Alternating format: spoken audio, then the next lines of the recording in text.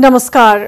पूर्व प्रधानमन्त्री एवं जनता समाजवादी पार्टीका नेता डाक्टर बाबुराम भट्टराईले पछिल्लो केही समय यता सरकारको चर्को आलोचना गर्दै आउनु भएको छ। खास गरी प्रधानमन्त्री केपी शर्मा ओलीमाथि उहाँको आक्रोश छ। भट्टराईलाई प्रधानमन्त्री ओलीसँग किन यति धेरै रिस उठिरहेको छ? विवादास्पद बहुराष्ट्रिय राज्यको मुद्दा के हो? आज हामीले यिनै विषयमा केन्द्रित रहेर पूर्व प्रधानमन्त्री भट्टराईसँग कुराकानी गरेका छौं। डाक्टर साहब, हिमालय टेलिभिजनमा स्वागत छ यहाँलाई। धन्यवाद। आज बुद्ध जयन्ती पनि हो, त्यहीबाट कुरा सुरु गरौँ। बुद्धलाई कसरी हेर्ने अहिलेको पुस्ताले, कसरी चिन्ने? बुद्धले आफूले म भगवान होइन भनेर आफैले भन्नुभएको थियो होइन। एउटा प्रबुद्ध मानव जातिको सर्वश्रेष्ठ एकजना व्यक्तित्व को रूपमा बुद्धले आफूलाई प्रस्तुत गर्नुभयो र बुद्ध भन्ने नामकरण र विचार पनि त्यसरी आयो। अब मेरो आफ्नो बुझाइ चाहिँ के छ भने प्रत्येक युगले त्यो बेलाको विचार चिन्तनलाई संश्लेषण गर्ने गरी व्यक्तित्वहरू निर्माण गर्छ र पुरातन युगको एउटा जुन प्राचीन युगको सर्वश्रेष्ठ चिन्तक म बुद्धलाई मान्छु र त्यति बेलाको युगमा उहाँले चिन्तन मनन र मुख्यतः ध्यान, तपस्या होइन ध्यान गरेर मान्छेभित्रै जुन हाम्रो क्षमता छ, सृजनशील क्षमता छ, सोच्ने क्षमता छ, त्यसको नै सदुपयोग गरेर मान्छेले प्रबोधन प्राप्त गर्न सक्छ भनेर जुन बाटो देखाउनु भयो त्यति बेला त मान्छेहरूले बुझेनन्। तर पछि अहिले 2500 वर्षपछि आउँदाखेरि विश्वको 1/3 भन्दा बढी जनसङ्ख्यामा उहाँको जुन प्रभाव छ त्यसले नै पुष्टि गर्छ। प्राचीन युगका सर्वश्रेष्ठ चिन्तक उहाँ हुनुहुन्थ्यो र हामीलाई एउटा संयोग भनौँ, सौभाग्य भनौँ, जहाँ उहाँ जन्मनु भएको थियो त्यो भूभाग अहिले हाम्रो नेपालभित्र पर्छ। त्यसै हुनाले पनि हामीले त्यसमा गर्व पनि गर्छौँ र उहाँबाट प्रेरणा लिनुपर्छ र उहाँको विचारहरू मुख्य रूपमा मान्छेमाथि उत्पीडन गर्नु हुँदैन, सबै समान हुन्छन् र हामी आफैले समस्याको समाधान मान्छेले खोज्न सक्छ भन्ने जुन सोच अगाडि सार्नु भएको छ त्यो अहिले पनि सान्दर्भिक छ भन्ने मलाई लाग्छ। राजनीतिमा प्रवेश गरौँ। तपाईँले सरकारको धुवाँधार विरोध गरिरहनु भएको छ, किन यो सरकारबाट अब मुलुक अगाडि बढ्न सक्दैन भन्ने लाग्यो? होइन, धुवाँधार विरोधको कुरा होइन, गलत गरी जुन गरिरहेछ यस्तो विश्वव्यापी महामारी आउँदैछ भनेर 4 महिना पहिले नै थाहा थियो। त्यसको जुन खालको तयारी गर्नु पर्थ्यो त्यसमा पनि ध्यान पुगेन र महामारी आइसकेपछि त्यसको चपेटामा परिसकेपछि त्यसलाई मानिसको चाहिँ ज्यान जोगाउनुपट्टि, स्वास्थ्योपचार गर्नुपट्टि र त्यसबाट लथालिङ्ग भएको अर्थतन्त्रलाई व्यवस्थापन गर्नको निम्ति ज्याला मजदुरी गरेर श्रम गरेर खाने मान्छेहरूको जो दैनिक गुजाराको जुन समस्या छ त्यसलाई समाधान गर्नेपट्टि लाग्नुको साटो उहाँले जसरी चाहिँ देशका लोकतान्त्रिक अधिकारलाई समेत खोज्ने गरी सांसदहरूलाई समेत अपहरण गरेर चाहिँ पार्टी फुटाउने, संवैधानिक आयोगलाई आफ्नो नियन्त्रणमा राखेर लोकतान्त्रिक संस्थाहरूलाई भत्काउने जुन हरकत गर्नुभयो त्यसले के पुष्टि गर्छ भने केपी ओली एउटा व्यक्ति मात्र नभएर त्यो एउटा खतरनाक प्रवृत्ति हो, एउटा प्रतिगामी प्रवृत्ति हो र त्यसलाई चाहिँ रोक्नुपर्छ, प्रतिरोध गर्नुपर्छ भन्ने कुरा हामीले गरेका हौँ र यो नै अहिलेको यथार्थ। तर उहाँ त एउटा पात्र मात्रै नै हो, उहाँ त नेपाल कम्युनिस्ट पार्टीको नेता हो। ल उहाँलाई हटाएर विकल्प के त? अर्को आउने पात्र पनि त नेकपाबाटै हुने हो। हामीले के भन्छ, पात्र भनेको इतिहासको खास कालमा के भन्छ, राणा तन्त्र आउँदाखेरि पनि जङ्गबहादुरको रूपमा सुगौली सन्धिपछि जुन अस्थिरता आइरहेको थियो त्यसको एउटा सकारात्मक निकासतिर जानुपर्ने ठाउँमा नकारात्मक निकासको रूपमा जङ्गबहादुर राणा आए र पछि हामीले 7 सालपछि जुन परिवर्तन ल्यायौँ त्यो बिचको कालखण्डमा लोकतन्त्र अझै समुन्नततिर लिएर जानुपर्ने बेला थियो। नकारात्मक पात्र रूपमा महेन्द्र आएर चाहिँ प्रतिक्रान्ति गरे र पछि हामीले 46 सालपछि त्यसलाई सकारात्मक दिशातिर लाने जुन माओवादी जनयुद्ध आउँदै थियो त्यति बेला ज्ञानेन्द्र नकारात्मक पात्रको रूपमा आएर चाहिँ उनले प्रतिगमन चाहिँ गरे। अहिले संविधान जारी भइसकेपछि यसका अपूर्णतालाई पूर्णता दिँदै संस्थाहरू निर्माण गर्दै देशलाई सुशासन समृद्धितिर लिएर जानुपर्ने जुन प्रयत्न हामीले गरिरहेका छौँ त्यति बेला त्यसलाई छेक्नको निम्ति नकारात्मक पात्रको रूपमा केपी ओली आएका छन्। त्यसैले इतिहासमा जहिले पनि अग्रगमन र प्रतिगमनको बिचको चाहिँ द्वन्द्व हुन्छ। अब हामीले अग्रगमनकारी शक्तिको प्रतिनिधित्व गरिरहेका छौँ, केपी ओलीले प्रतिगमनको नेतृत्व गरिराख्नु भएको छ र बिचमा चाहिँ काङ्ग्रेस र एमालेका चाहिँ थुप्रै साथीहरू चाहिँ हुनुहुन्छ। त्यो नेकपाका अब हाम्रो तपाईँको प्रश्न मेरो जवाफ हो, सबभन्दा राम्रो त नेकपाले नै यो संसदीय प्रणालीभित्रैबाट केपी ओलीको विकल्प दिनु सबभन्दा सजिलो विकल्प हुन्छ। त्यो भएन भने संसदभित्रका शक्तिहरूले मिलेर यस्तो प्रतिगामी प्रवृत्तिलाई परास्त गर्न र देशलाई अग्रगतितिर लिएर जान प्रयत्न गर्नुपर्छ। त्यो पनि हुन सकेन भने जनता नै फेरि एकचोटि सडकमा आउनुपर्छ भन्ने मलाई लाग्छ। यसको अर्थ चाहिँ के, अब नेकपाले सकेन भने संसदका अरू शक्तिहरूले एकजुट भएर अहिलेको सरकार हटाउनुपर्छ भन्नु खोज्नुभयो? सरकार हटाउनु यो प्रवृत्ति र प्रयास, सरकार व्यक्तिको कुरा होइन, जुन प्रवृत्ति हो।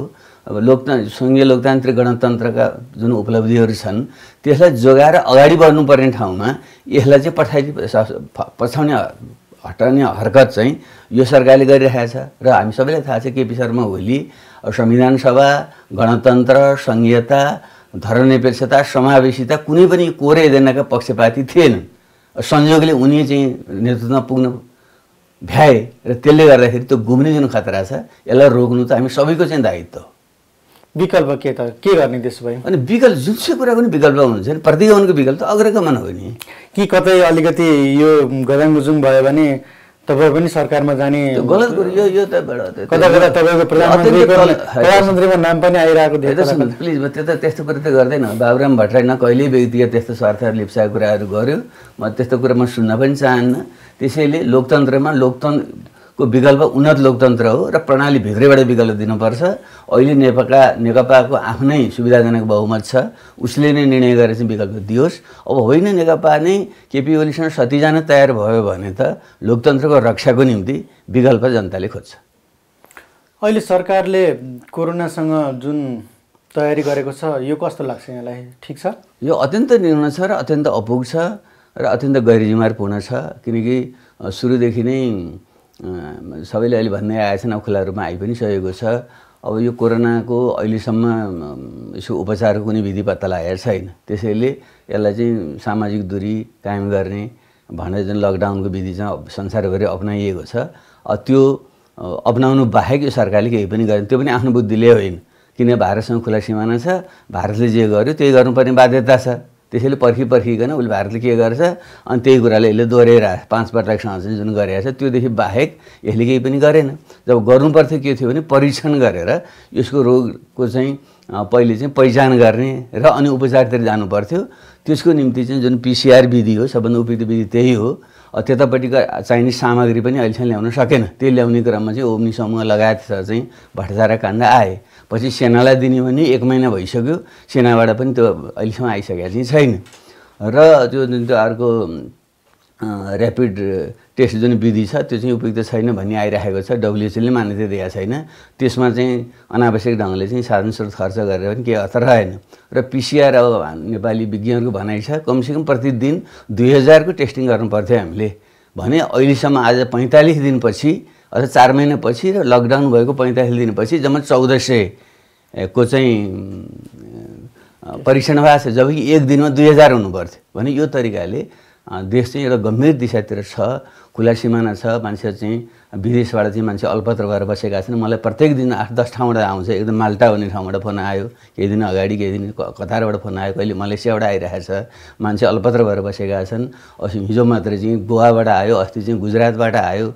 यसरी चाहिँ मान्छे चाहिँ लाखौँको सङ्ख्यामा चाहिँ विस्थापित भएर बसेका छन्। यसको चाहिँ पनि कुनै समाधान यो सरकारसँग छैन। त्यसैले चौतर्फी रूपमा यो सरकार चाहिँ पुनः असफल भइसक्यो र यस्तो बेलामा पनि आफ्नै आन्तरिक कलहमा अल्झेर बसेको तपाईँ हामी सबैलाई थाहा छ। यो अत्यन्त दुर्भाग्यपूर्ण छ। मुलुकको अर्थतन्त्र त ध्वस्त हुने भएन रहेछ। अब अर्थतन्त्र त यसै पनि कमजोर थियो होइन, जो होचो उसको मुख घोचो भने जस्तो चाहिँ होचोमाथि झन् घोचो भयो। अब अन्तर्राष्ट्रिय रूपमा पनि अब दोस्रो विश्वयुद्ध पछिकै एउटा डरलाग्दो मन्दीतिर अर्थतन्त्र गइरहेको छ। त्यसको अन्तर्राष्ट्रिय प्रभाव पनि हामीले सोच्नै पर्छ अहिलेको विषयमा। त्योभन्दा पनि हाम्रो आन्तरिक रूपमा आर्थिक आधारै कमजोर भएको देशमा यो कोरोनाले चाहिँ हामीलाई गम्भीर असरै गर्छ। किनकि हाम्रो फेरि मुख्य आम जनताको निम्ति जीवन गुजराको बाटो भनेको त रेमिटेन्सै हो, जो हामीले श्रम निर्यात गरेर जुन रेमिटेन्स भित्रिन्छ त्यसबाटै नै हाम्रो जनताको चाहिँ गुजरा चलेको थियो। अब चाहिँ मध्यपूर्वतिर मलेसियातिर त्यो रोजगारी गुम्ने गम्भीर खतरा छ। अब भारतको पनि कुनै ठेगाना छैन। गोवाबाट चाहिँ 80,000 नेपालीले चाहिँ जाऊ भनेर त्यहाँको मुख्यमन्त्रीले वक्तव्य दिइसके। अवसरमा बदल्न सकिन्थ्यो। त्यसैले चाहिँ यो गम्भीर खतरा छ। अब यसैले अवसरमा बदल्न पर्छ, सकिन्छ गर्न सक्नु पर्थ्यो। अब अस्ति अर्थ समितिमा अर्थमन्त्री सहितको चाहिँ छलफल भएको थियो, त्यहाँ पनि मैले उहाँले केही सुझाव दिएको थिएँ। एउटा त तत्कालीन रूपमा एउटा त तथ्याङ्कै हामीसँग सही हुनु पऱ्यो, त्यो पनि हामीसँग छैन होइन। यसको आकलन के होला भनेर वैज्ञानिक ढङ्गले गर्नु पऱ्यो पहिलो। दोस्रोको तत्काल राहतको व्यवस्था गर्नु पऱ्यो। जो चाहिँ ज्यालादारी मजदुरी गरेर खाने मान्छेहरू हुन्, अशक्तहरू हुन्, उनीहरूको निम्ति चाहिँ त एउटा क्यासै ट्रान्सफर गरेर स्थानीय तहमा चाहिँ सर्वदलीय एउटा चाहिँ सर्वपक्षीय संयन्त्र बनाउने, त्यसको रोबारमा मान्छे पहिचान गर्ने, तिनको ब्याङ्क एकाउन्ट खोलेर ब्याङ्क मार्फत त्यसलाई चाहिँ सिधै चाहिँ रकम दिने एउटा व्यवस्था गरिदिनुपर्छ तत्काल राहतको निम्ति। र जुन साना व्यवसायहरू छन् जसले ऋण लिएका छन्, अब उनको उद्योग धन्दा चौपट हुँदैछ, श्रमिकहरूलाई ज्याला दिन सकिरहेका छैनन्, तिनीहरूलाई चाहिँ एउटा वित्तीय र मौद्रिक उपकरणहरू मार्फत चाहिँ राहत दिनुपर्छ। यो तत्काल राहत भयो।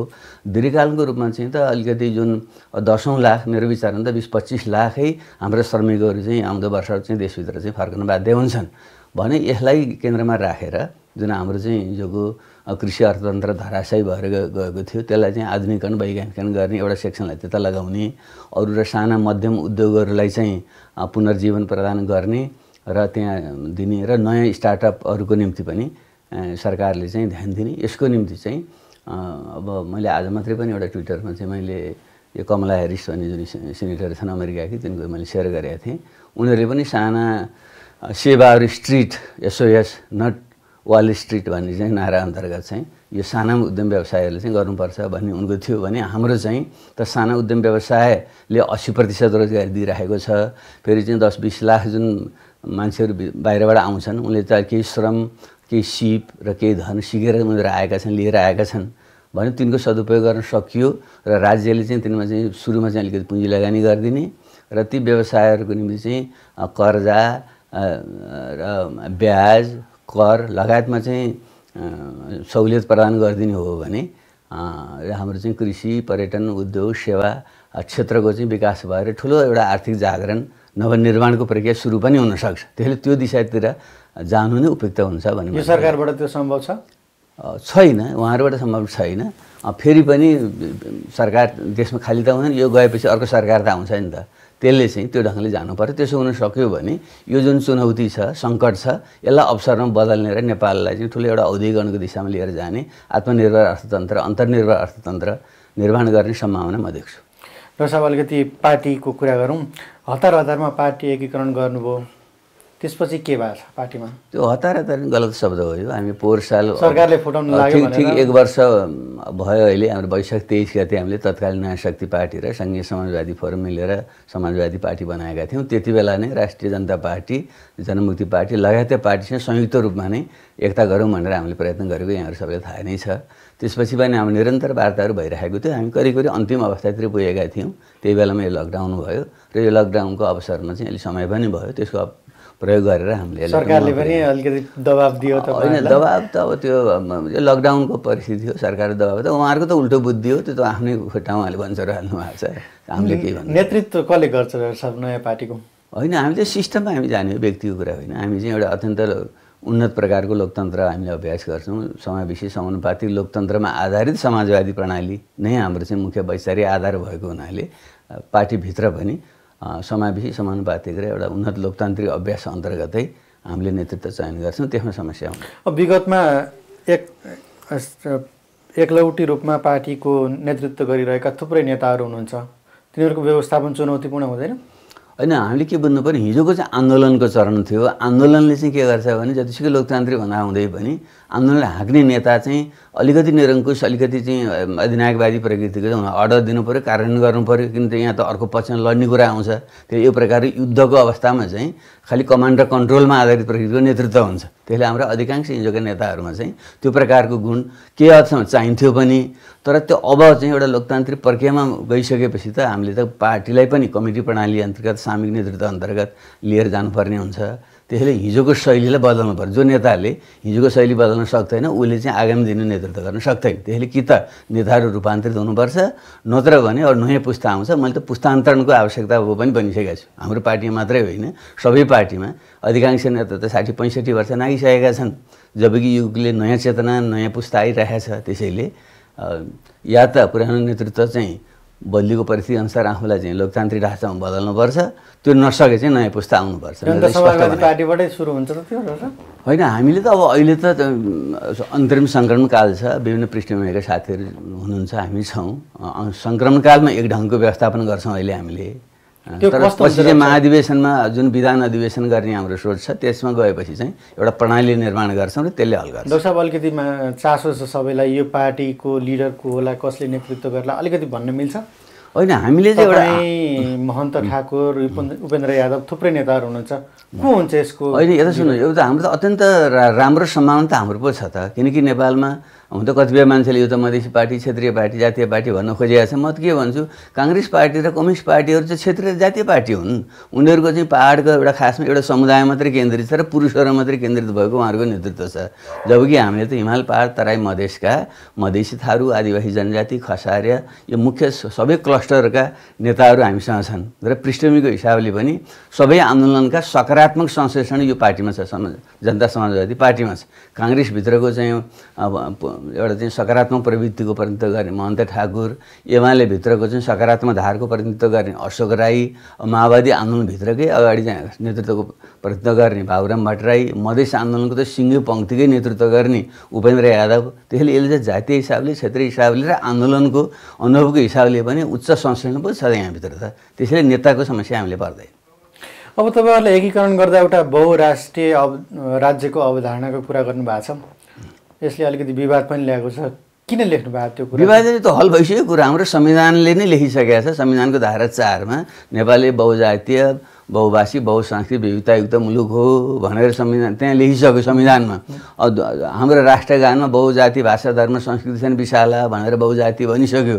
र यो सबै हिसाबले बहुराष्ट्रिय, बहुजातीय भनेको कुरो एउटै हो। त्यो भनेको अङ्ग्रेजीमा नेसनलिटी हो। नेसनलिटीको र नेसनको अनुवाद बङ्गालीमा जाति हुन्छ। त्यसैले हाम्रो पनि सुरुमा अनुवाद, अङ्ग्रेजी अनुवाद गर्दाखेरि चाहिँ कलकत्तामा कम्युनिस्ट पार्टी स्थापनामा आएको थियो, बनारसमा काङ्ग्रेस पार्टी स्थापनामा आएको थियो। त्यसैले सुरुमाको दस्तावेज तपाईँले हेर्नु, उसले जातीय भने जातीय शब्दै प्रयोग गरेको थियो त्यति बेला। तर जबकि त्यो चाहिँ राष्ट्रियता, नेसनलिटी थियो। र पछि चाहिँ हामीले फेरि त्यो जातीयता बङ्गाली शब्द भयो, त्यो नेपाली शब्द त राष्ट्रियता हो भनेर हामीले चाहिँ बहुराष्ट्रियता भनेर हामीले प्रयोग गरेका हौँ। त्यसले बहुजातीय र बहुराष्ट्रियता भनेको एउटै हो। त्यो भनेको नेसनलिटी हो, जसको भाषा, भूगोल, संस्कृति, मनोविज्ञान, अर्थतन्त्र सहितको जुन मानव समूह हुन्छ त्यसलाई चाहिँ राष्ट्र भनिन्छ। यहाँ मान्छेले चाहिँ स्टेट, राज्य र राष्ट्रमा कन्फ्युज गरिरहेका छन्। राज्य भनेको चाहिँ स्टेट हो, त्यो चाहिँ फर्म अफ गभर्मेन्ट्स हो। राष्ट्रियता भनेको चाहिँ जनता हो। र त्यसरी विभिन्न भाषा, संस्कृति, मनोविज्ञान भएका मानव समूहलाई राष्ट्रियता भनिन्छ। यो बुझाइको चाहिँ अस्पष्टताले भएको हो। त्यसैले अहिले चाहिँ फेरि संविधानले प्रयोग गरेकै भाषा हेर्ने हो भने बहुराष्ट्रियता भनेको बहुजातीयता हो, त्यो भनेको मल्टिनेसनलिटी। बहुजातीयता नै लेखेको भए हुन्थ्यो नि त त्यसो भएन? होइन, यो फेरि नेपाली शब्द त राष्ट्रियता हो नि त, त्यहाँ हुनुपर्थ्यो। त्यहाँ चाहिँ जातीयता भनेर चाहिँ सहमति हुन सकेन। त्यसरी हामीले त बहसको निम्ति अगाडि बढाएको बहुजातीयता / राष्ट्रियता भनेर हामीले यसलाई अगाडि बढाउँछौँ। तर कतिपयले के भन्छन् भने सङ्कटको बेलामा 2 वा 2 भन्दा बढी राष्ट्रहरू एकजुट भएर त्यसलाई एउटै देशभित्र ल्याउने अवस्थामा धेरै राष्ट्रहरूको संयुक्त रूपलाई बहुराष्ट्रियता भनिन्छ। हाम्रो त त्यो अवस्था होइन। त्यो गलत बुझे मान्छे। त्यो कुन परिभाषा हो त्यो? जुनसुकै देशमा पनि कहीँ चाहिँ नेसन स्टेट, एउटै राष्ट्रको एउटै चाहिँ स्टेट राज्य भयो भने त्यो नेसन स्टेट हुन्छ। र धेरै राष्ट्रियताहरूको चाहिँ एउटै चाहिँ स्टेट भयो भने चाहिँ त्यो बहुराष्ट्रियता हुन्छ। जस्तै युरोपमा चाहिँ वेस्टफालिया भन्ने सन्धि उनीहरूको 17औं शताब्दीमा भयो। त्यसले नै एउटा जाति, एउटा चाहिँ उनीहरूको त भाषिक राष्ट्रियता हो तिनीहरूको। त्यसको आधारमा फ्रान्स, जर्मनी आदि चाहिँ अलग अलग, स्पेन आदि त्यस्ता चाहिँ नेसन स्टेटहरू बने उनीहरूको। भले स्पेनमा अझै त्यो हल्वा आयो त्यहाँ बहुराष्ट्रिय भन्ने आइरहेको छ भने भारत जस्ता देशहरू त्यहाँ बहुराष्ट्रियहरू छन्।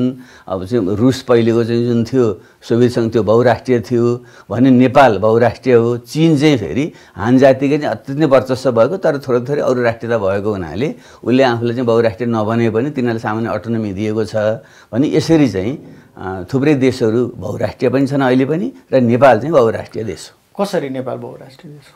किनभनेदेखि यहाँका जुन मानव जाति त सुरुमा त एउटै हो, प्रजातिको हिसाबले त हामी होमो सेपियन्स हौँ, तर हाम्रो भाषा एउटा मनोविज्ञान अर्थतन्त्र इतिहास हेऱ्यौँ भनेदेखि त्यो होमो सेपियन्सै मध्येको एउटा चाहिँ हामी खसारे भएर चाहिँ पश्चिमतिरबाट हामी आयौँ। अब अर्को समुदाय चाहिँ मध्य एसिया हुँदै मङ्गोलियातिर पुगेर अथवा चाहिँ यता बर्मा हुँदै तिब्बततिर पुगेर चाहिँ आयो। तिब्बती बर्मन र मङ्गोल मूलको चाहिँ अर्को राष्ट्रियता त्यसरी बन्यो र तेस्रो धार चाहिँ मैदानै आएर नेपाल प्रवेश गरेर चाहिँ जुन बस्यो, जसलाई हामी चाहिँ मधेसी थारू भन्छौँ। त्यसरी मुख्य यी तीनटा जातीय क्लस्टरभित्र, राष्ट्रिय क्लस्टरभित्र फेरि विभिन्न राष्ट्रियताहरू गुरुङ, मगर, राई, लिम्बू जुन आफ्नो भाषा संस्कृति छ, त्यस कारणले यी चाहिँ सबै अलग अलग राष्ट्रियताहरू हुन्। तर फेरि नेपाल चाहिँ हामीले चाहिँ एउटै चाहिँ विभिन्न राष्ट्रियतालाई एउटै देशभित्र, एउटै राज्यभित्र राखेर चाहिँ हामीले चाहिँ यो परिकल्पना गरेको हुनाले नेपाल चाहिँ बहुराष्ट्रिय जातीय चाहिँ एउटा मुलुक हो र यसैको प्रवर्धन गर्नुपर्छ भन्ने हाम्रो मान्यता। तर तपाईँले चाहिँ यसलाई फुटाउन, टुटाउन, झगडा गराउन, विभाजन गराउन खोजिरहनु भएको छ भनेर आरोप लाग्ने गरेर हेर्नु भएको छ नि। यो त एकदम सामन्तवादी निरङ्कुश प्रवृत्ति राख्ने चाहिँ एउटा चाहिँ दास युगको चिन्तन राख्ने मान्छेहरूले भन्ने कुरा हो। किन महिला पुरुषको सम्बन्धमा पनि महिलाले सम्बन्ध विषय अधिकार पाउनु पर्दा भन्दा पुरुषवादीहरूले के भन्ने गर्थे भने यसले चाहिँ परिवार विघटन गर्ने विखण्डनवादी सोच हो भन्थे। र लोकतन्त्रको कुरा गर्दाखेरि पनि हामी पञ्चायतकालमा हामी हुर्क्यौँ, त्यति बेला निर्दलीय व्यवस्था भन्ने थियो। बहुदल आएपछि देश टुक्रन्छ भनेर बहुदलवादीहरूलाई अराष्ट्रिय तत्त्व भनिन्थ्यो। हामी त्यो नामै छोटकरी अत भनेर चाहिँ हामीले चाहिँ बेला लाइन्। त्यसैले जहिलेसुकै पनि यस्ता निरङ्कुश सोच राख्ने, सामन्तवादी सोच राख्ने, पितृसत्तात्मक सोच राख्ने, जातिवादी वर्णवादी सोच राख्ने मान्छेहरूले लोकतन्त्रलाई चाहिँ विखण्डनवादी भन्छन्। त्यसैले चाहिँ लोकतन्त्रले चाहिँ विविधताको सम्मान गर्छ र त्यसलाई सम्बोधन गर्ने गरी समाज र राष्ट्रको परिकल्पना गर्छ। तपाईँले धेरैलाई बुझाउन सक्नु भयो नि त्यसो भए यो कुरा? धेरै आलोचना हुन्छ नि तपाईँको यो? होइन, बिल्कुल बुझ्ने मान्छे त नबुझ्ने त कोही चाहिँ के हुन्छ भने अब नबुझेर मान्छेलाई बुझाउन सकिन्छ, बुझेर बुझ्दैन बुझाउन सकिन्न। जस्तै निधा गर्ने मान्छेलाई बुझाउन सकिन्छ, त निधा जस्तो गरेर तपाईँले केही गर्न सक्नुहुन्न। त्यसैले केही पूर्वाग्रही मान्छेहरू छन् जो चाहिँ यो परिवर्तन रुचाउँदैनन्। उनीहरू अहिले पनि गणतन्त्र मन पराउँदैनन्। राजाको चाकरी दलाली गरेर खाएका मान्छे छन्, एक थरी राजाकै चाहिँ भक्त भएका मान्छेहरू छन्, उनीहरूलाई यो मन परेको छैन। किन बाबुराम भट्टराई नै संविधान सभा र गणतन्त्रको निम्ति सबभन्दा अग्रपङ्क्तिमा लडेको भन्ने उनीहरूलाई थाहा छ। अनि त्यसो तुस बेला मसँग पोख्नु तर म कहिले नै विचलित छैन। सत्य र न्यायको पक्षमा मैले निरन्तर जीवन समर्पण गरेँ। अनि त्यसमा गर्छु मुख्य कुरा सत्य र न्यायको कुरा प्रमुख कुरा हो। त्यो हो कि होइन भनेर चाहिँ जाँच गर्ने कुरा मलाई लाग्छ। म सत्य र न्यायकै बाटोमा छु र निरन्तर रहनेछु। तर गणतन्त्रमा जनताले के पायो भन्ने प्रश्न त छ नि त फेरि। किन पायो नि? खुलेर चाहिँ बोल्न पाएको छ, समानताको अनुभूति गर्न पाएको छ। सामाजिक रूपमा परिवर्तनको कुरा, सामाजिक रूपमा त पहिलेको तुलनामा कहीँ बोल्न, लेख्न, भन्न, रुन त पाउनु पऱ्यो। पहिले त रुनै पाइन्थ्यो, रुन पनि त पाइदिन्थ्यो त्यहाँ त। भने त अहिले त कराउन, चिच्याउन, भन्न पाइएको छ भने यसले चाहिँ अब मान्छेलाई अधिकार सम्पन्न बनाउँछ। यसको जगमा टेकेर हामीले लोकतन्त्रलाई अझ संस्थागत गर्छौँ र मुख्य रूपमा चाहिँ जुन भ्रष्टाचार व्यथिति छ, हिजो पनि थियो, त्यसको अन्त्य गरेर देशलाई विकास समृद्धितिर लिएर जान्छौँ। अबको आवश्यकता त्यो हो। सब अन्तिममा फेरि एकपटक राजनीतिमै फर्कौँ। अब यो अहिलेको सरकारलाई नेकपाले हटाउन सकेन। तपाईँहरू त सरकार हट्नुपर्छ, अहिलेको प्रधानमन्त्री परिवर्तनको कुरा गरिरहनु भएको छ। अविश्वासको प्रस्ताव आउने सम्भावना छ संसदमा? प्रधानमन्त्री परिवर्तन व्यक्ति कुरा गरेर फेरि पनि म के भन्छ, यो प्रवृत्ति भन्छु। जुन लोकतन्त्रको उपलब्धि उल्ट्याउने गरी जुन पछिल्लोचोटि विधेयक आए, त्योभन्दा अगाडि चाहिँ विभिन्न खालको चाहिँ ऐन कानुन विधेयक संसदमा जुन आएका छन्, त्यसको प्रवृत्ति तपाईँ हेर्नुहोस् त, सबै लोकतन्त्रलाई उल्ट्याउने खालका चाहिँ छन्। त्यसले त्यो प्रवृत्ति रोक्नुपर्छ र त्यसको नेतृत्व अहिले केपी शर्मा ओलीले गरिरहेका छन्। त्यसो भएको हुनाले चाहिँ लोकतन्त्रको रक्षाको निम्ति नेकपाले नै पहिलो कदम चालोस् भन्ने हाम्रो अहिले पनि आग्रह छ। हामी विश्वास गरौँ उहाँहरूको बहस छलफल चलिरहेको छ, उहाँहरू आफैले यसलाई हल गर्नुहुनेछ।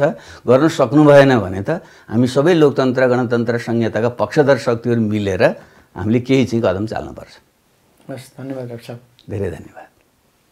उहाँ हुनुहुन्थ्यो पूर्व प्रधानमन्त्री डाक्टर बाबुराम भट्टराई। भट्टराईसँग हामीले सरकार विरुद्धको आक्रोश, बहुराष्ट्रिय राज्य लगायतका विषयमा केन्द्रित रहेर कुराकानी गर्यौं। समसामयिक विषयबारे विभिन्न जानकारी लिएर हामी फेरि आउने नै छौं। हिमालय टेलिभिजन हेर्दै गर्नुहोला। नमस्कार।